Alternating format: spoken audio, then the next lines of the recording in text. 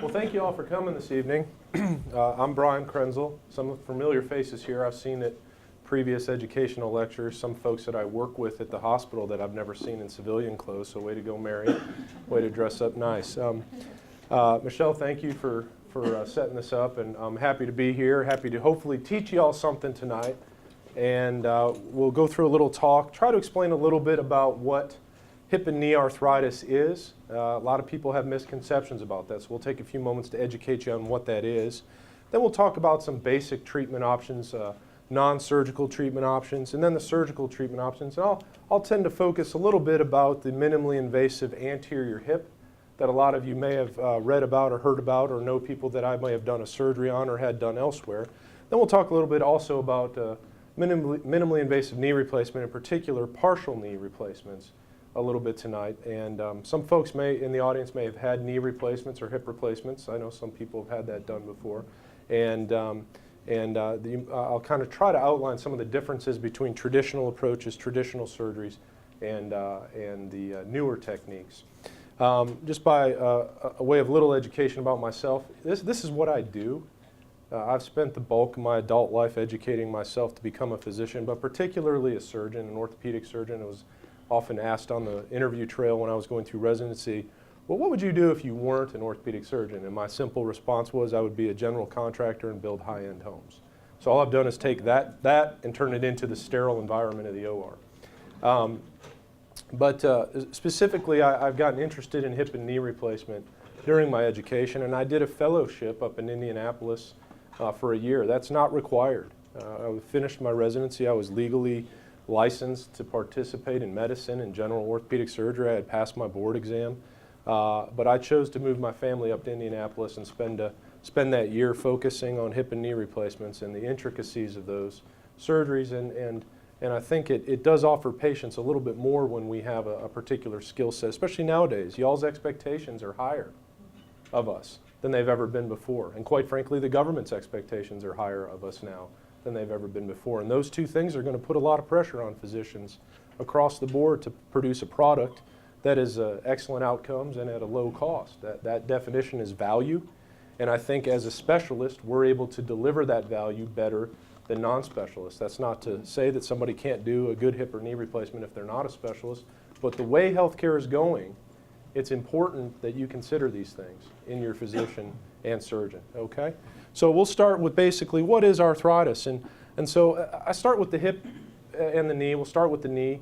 The knee is a hinge joint, but it moves in all different directions. It rotates, it bends, it twists, it slides side to side. It has a lot more freedom in its motion than what people think. And when it's healthy, it works great. The good Lord gave us a fantastic tool in all of our joints, from our small knuckles to our hips and knees and shoulders. But when there's disruption to that motion, when it doesn't work beautifully, it starts to cause pain, and over the years can lead to some mechanical changes that can cause arthritis. So here we have a cartoon, if you will, and we see, there we go, our red dot's working. Can y'all see that okay? Am I in the way over here? Y'all see the screen fine? So this is a side view of your knee. This is a front view. This is the muscles of your thigh, the top of your shin bone. This white cartilage here is the meniscus or shock absorber cartilage, as many people may have already had arthroscopic surgery to have those taken care of, or have heard of other people that have had those. That's a very common injury in the human knee. This white cartilage here lining the end of the bone, and seen here more in the yellowish color on the end of the bone, is like the smooth white shiny cartilage on the end of a chicken wing or a drumstick. That articular cartilage, or capping cartilage as I'll refer to it for y'all, that is, when that erodes away, that capping cartilage, that's arthritis, y'all. And it doesn't matter how you get that cartilage erosion. When that tread is worn off your tire, that's arthritis. Okay, and there's different types of arthritis, but that's effectively, oh, that's helpful, thank you. Much better, much better. Plus the camera doesn't have to see my ugly mug. Here we have a hip doing the same thing. And a cutout of the hip, and again there's this smooth white cartilage cap right there, and again on the socket side. All these are tendons and capsule, not necessarily relevant to what we're talking about today, but when that cartilage cap wears off, that's arthritis. Here's a cartoon of the hip showing in purple.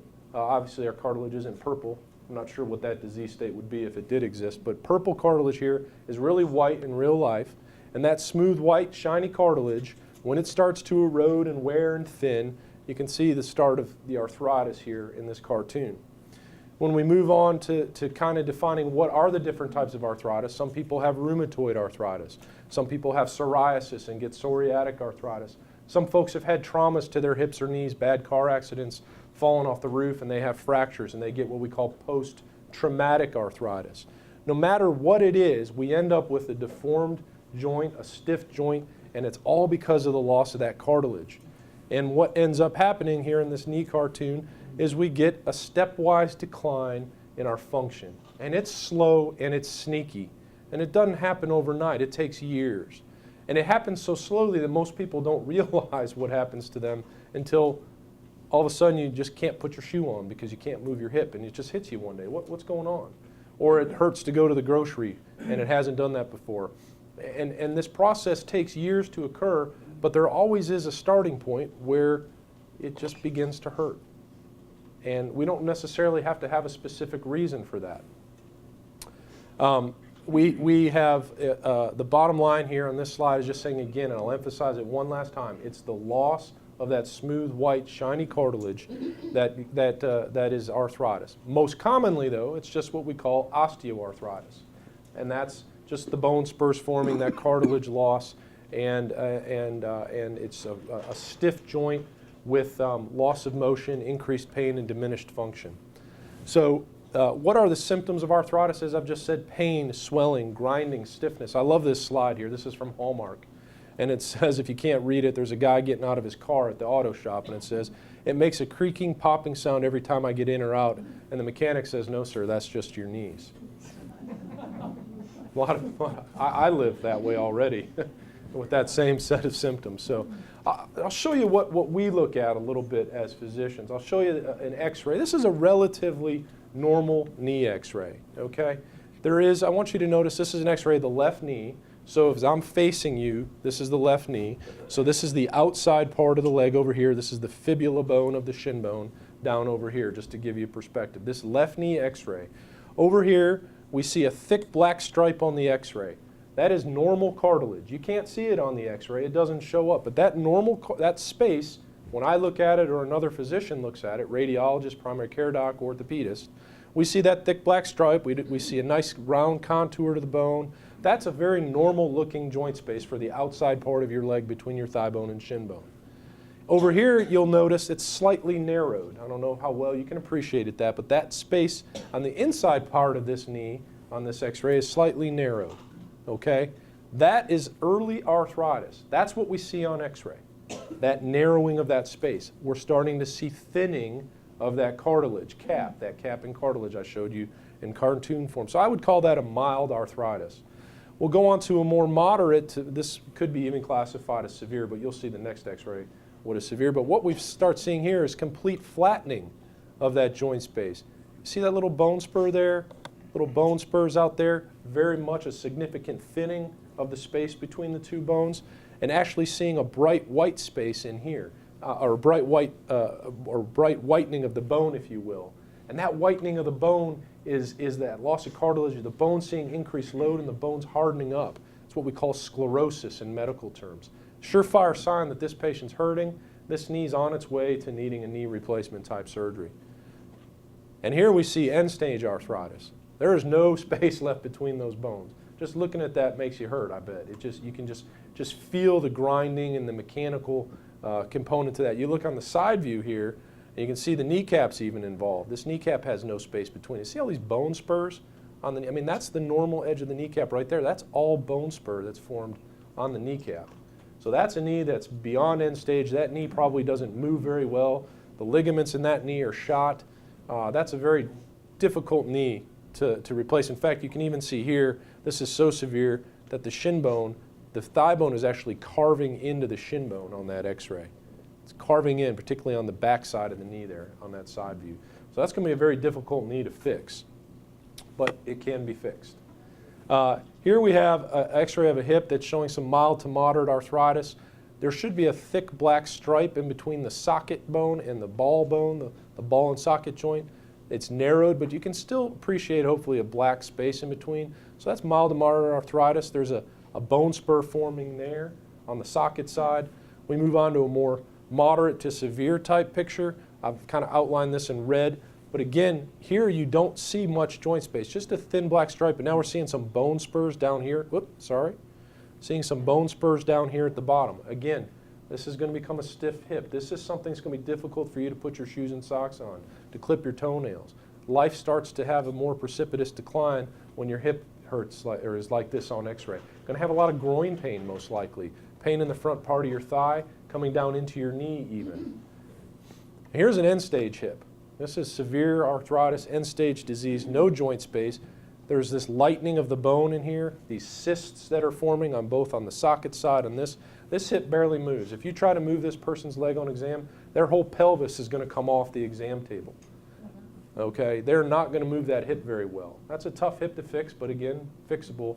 And within a few weeks, assuming normal health and no operative complication, that person's quality of life is going to be immensely improved.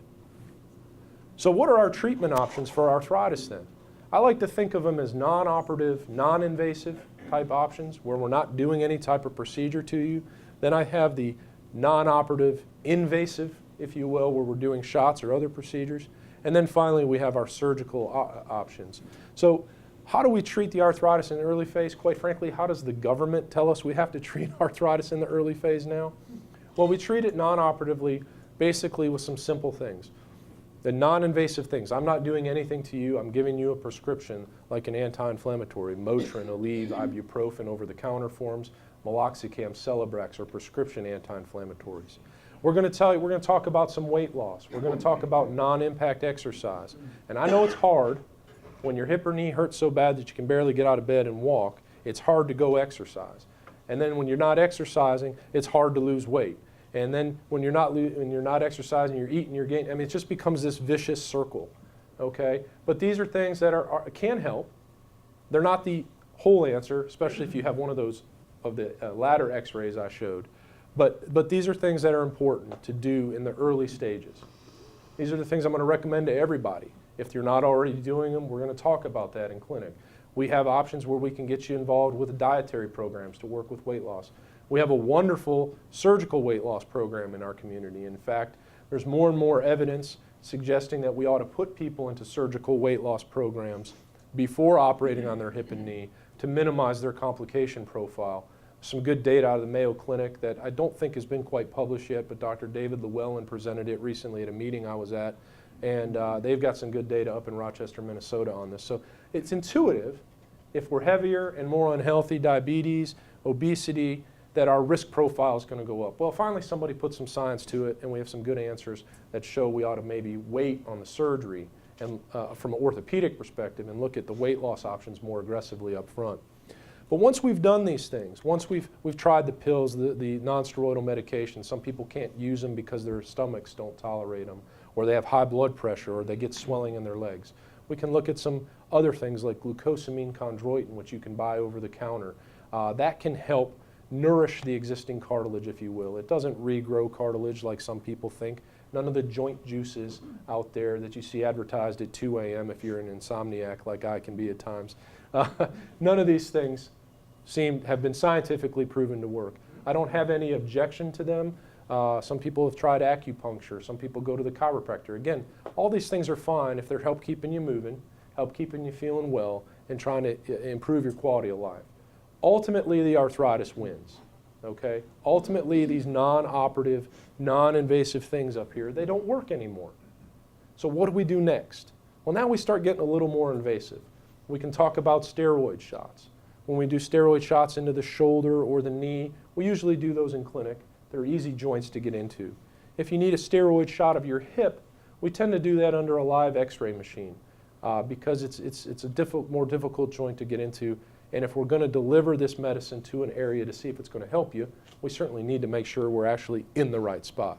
So the hip injections tend to be a little bit more cumbersome and require a second office visit to get that done. But we can try cortisone.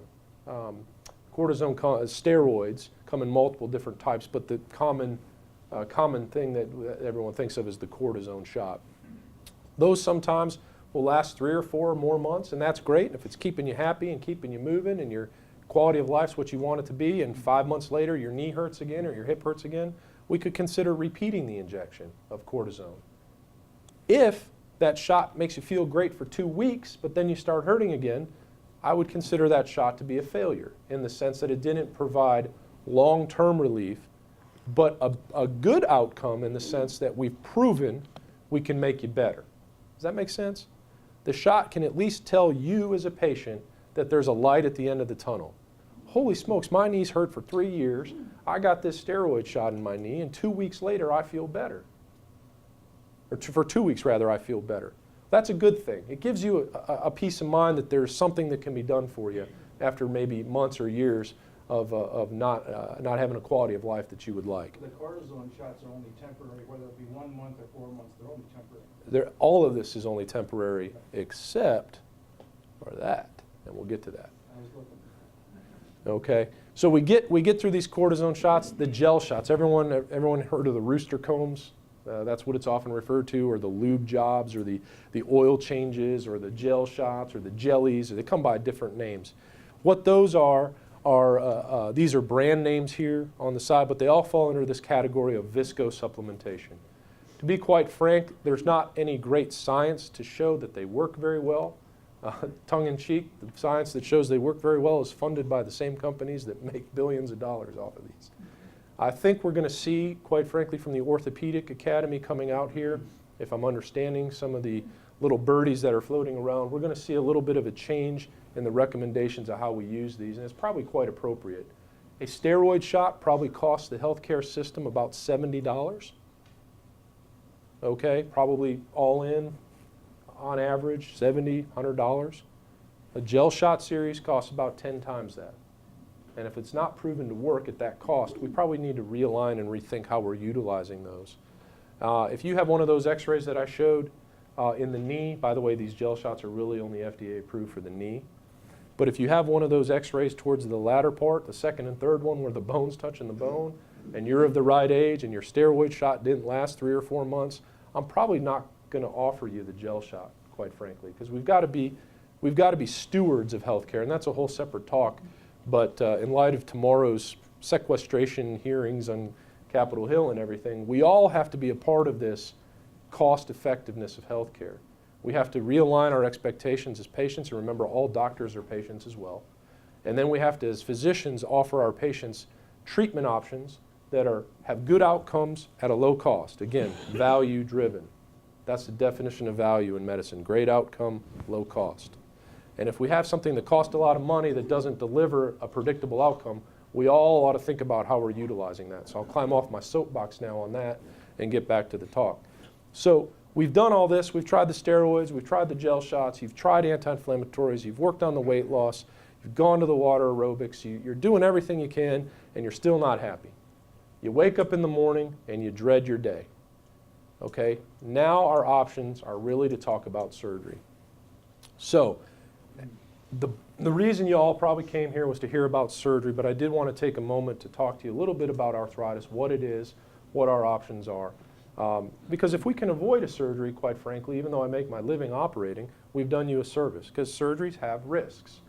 But I want to take a moment up front when we're talking about surgery, because as somebody that does surgery that is minimally invasive, and I'm a believer in this to a certain extent, and I'll define what minimally invasive means to me in a moment, but as somebody that believes in minimally invasive surgery, I want to make a point very clear. I do not believe in the other MIS, minimal incision surgery. If I make an incision on your leg that's this big or this big, realize an incision heals side to side. Doesn't matter how long it is, it heals side to side. Okay? And if you can't see what you're doing as a surgeon, then you're doing your patient a disservice. So minimal incision surgery. Minimal incision surgery, I do not believe in. I think there's plenty of science out there to show that that's actually not been the correct thing to do, that it's not actually helping people, that the revision and complication rate is higher.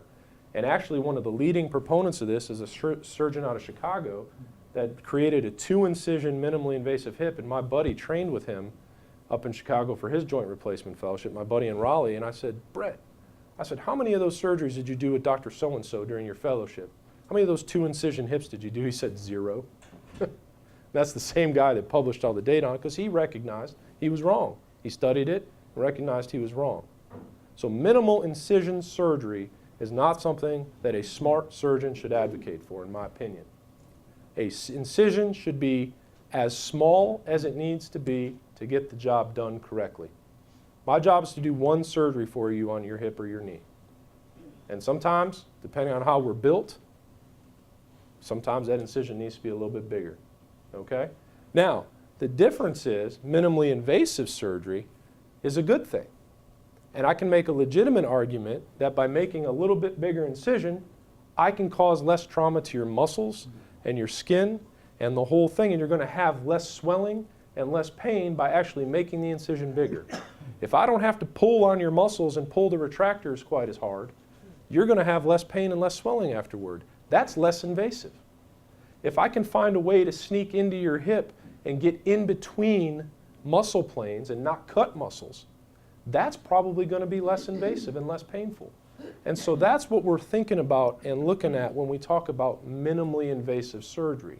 And I just want to make that point very clear. There's a difference between the MIS that most people think of, and that's a mini incision, and minimally invasive surgery, which is causing less trauma to the tissues by taking advantage of your own anatomy, understanding anatomy, using special instruments to get the job done correctly through the incision of whatever size it takes to get it done correctly.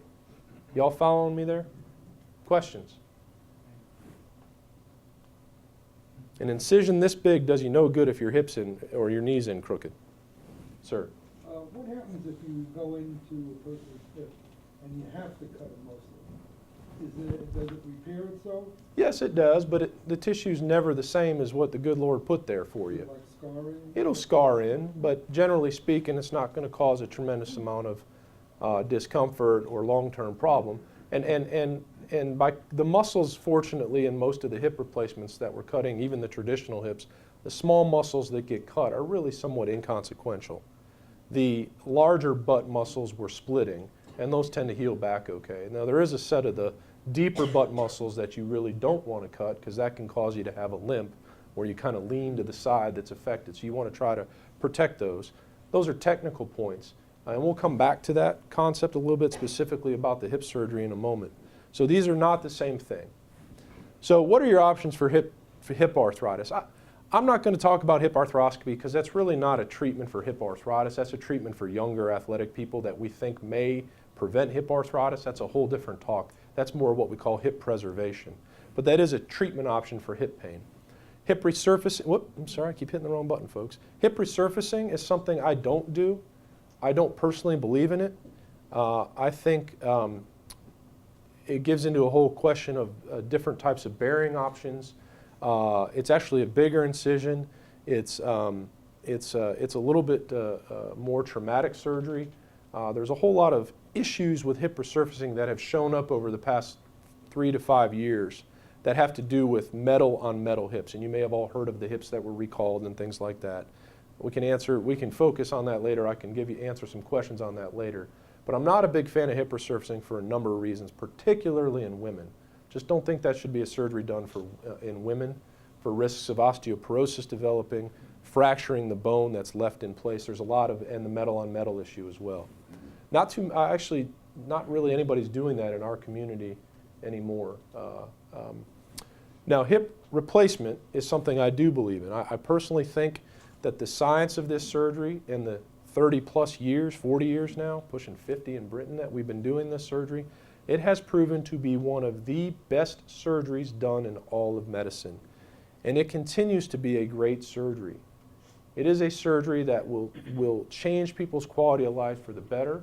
When you look at surgeries, you look at the cost, you look at the outcomes, you look at people getting back to work, quality of life improvements, patient satisfaction scores, there may not be a better surgery done in all of medicine. And I'm not talking orthopedics, I'm talking all of medicine.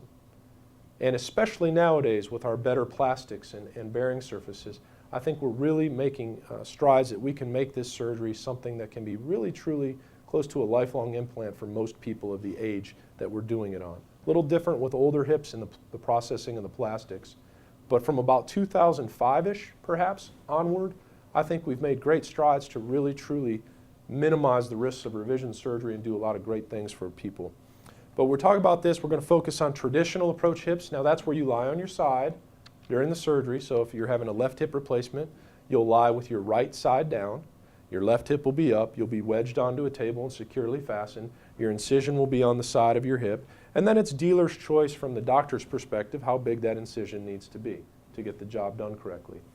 More of what we call, that's a traditional approach hip, where we're talking about there's other ways to do that same surgery from the side, but we'll think of that as lying on your side. There are muscles being split or cut during those surgeries, okay? Compared to what we call the ASI hip, people think, Google it as such. The ASI stands for anterior, which means front of the body, supine, which means you're lying on your back, and the I is intermuscular, meaning you're going in between two muscle planes. You're going in between a muscle called the rectus muscle and a muscle called the tensor muscle on the front side of the hip. Okay, so anterior means we're going in through the front, supine means you're lying on your back, I means intermuscular, ASI. That's all you need to remember is ASI. So what is an ASI-THA? It's a technique. I'm using the same implants that I would use in a traditional approach hip. I've got a little bit different retractors that I use. I use a little different table and positioning devices, but it's just a technique. It's not a different surgery. It's the same implants. And if you put the implants in correctly, they're going to wear exactly the same through both approaches. And this is one of many described approaches to the hip. There's another approach you can do called the Rodinger approach, which is a little variation of that. You can do another one called the Watson-Jones, lying on your back. Those do cut some muscles in theory. And you can do the traditional laying on your side approach, but you can still come in from the front of the hip and cut through the butt muscles, which I don't like at all, because you can end up with that limp I talked about. So there's, Steve Murphy up in Boston's doing I mean, crazy stuff if you're smart enough and have the right instruments to get into the hip. There's probably at least 8 approaches I can think of off the top of my head. The important part is that you're curing the arthritis and you get the implants in the right position and you use good implants with a good track record. So this is actually not necessarily a new technique. This is a variation of the Smith-Peterson described approach, which is one of the oldest, if not the oldest, described approach to the hip. It's a variation of that. So it's really nothing new. We've been using this approach for fractures of the acetabulum, or the socket, if you will, for years. So what is an ASI-THA? Again, it does require some special tables. I use this particular table here for the surgery. You do not have to use this table, but because I tend to get a little bit of variation in the help, sometimes people that aren't as experienced in orthopedics, I think this is a safer thing for my patient, because I can have Mary, who's in the back of the room, one of our great help at Fry for us, or my rep with the implant company. Depending on the hospital rules, they can manipulate the table, and I can lock the leg in the position I want it. Whereas if I didn't use that table, I'd have to have a helper put the leg in a position, and if they're not accustomed to it, or if it's a heavy leg that weighs more than the helper, we can end up getting things moving, and I think it puts the patient at risk. So this is very consistent for me. But you can do it on a regular OR table as well. This is a patient lying on their back. This right here, if you will, is their belly button. There's a post right there. This is the front part of their thigh. This is their side, their flank, their love handles, if you will. This is their buttock right here. This is the top part of their thigh bone. This is where we make the incision, roughly right here. That's a little bump on your pelvis. We go a couple finger breaths below, a couple finger breaths outside, and we start our incision. And I don't mean to gross anybody out. This is about as much anatomy as we'll get into, but this is the muscle plane here. Okay? All we're doing is going in between this muscle and this muscle. Okay? So most surgeons are performing these traditional posterior approach hips where you're lying on your side. And that's a fine surgery. In fact, I still probably do more of those, quite frankly, than I do the anterior hips. And for somebody that's experienced with a hip replacement, it's a wonderful surgery. And it probably takes me less time to do one of those, and it's less stressful, quite frankly. But we do go in and we do kind of cut some small muscles, and we do split the big, what we call gluteus maximus muscle on the way in. So the ASI is considered a muscle sparing approach because we're going in between those two muscles I grossed you out with on the last slide. I saw a couple people shudder there. We do have evidence, this is long-term data, this is a well-known thing, that any approach that comes in through what we call the anterior side, whether it's the surgery, the ASI surgery, whether you're lying on your side and the surgeon chooses to cut through the heavy butt muscles and come in what we call the front door, any approach that comes in from the front of the hip has a lower dislocation potential, meaning that your artificial ball has a less chance of popping out of the artificial socket, which is an unfortunate complication that occurs with hip replacement. It's occurring less and less frequently than it used to due to advances in technology and better understanding of hip anatomy. However, the traditional approach posterior hip has a much higher dislocation potential than an anterior approach hip. That's science, that's not debatable, okay? In fact, when I was a fellow, we wrote a paper on this and showed that actually you should take it a step further. You should have in your arsenal a couple different approaches to the hip, or just be an all anterior hip person. I won't bore you with the details of that study, but basically what we showed is that people who have higher preoperative range of motion of their hip, which really wasn't a very high amount of motion, it was a total of 115 degrees combined motion. So most of us can still, with arthritis, flex our hip 90 degrees. Then if we turn it 20 and we bring it in 5 or 10, we're above 115 degrees like that. And when I'm trying to dislocate your hip purposely in the operating room, that's the motion I do with the posterior approach traditional hip. So we showed that people that have a higher range of motion in their hip before surgery have a higher dislocation potential compared to those that have a lower range of motion. You with me?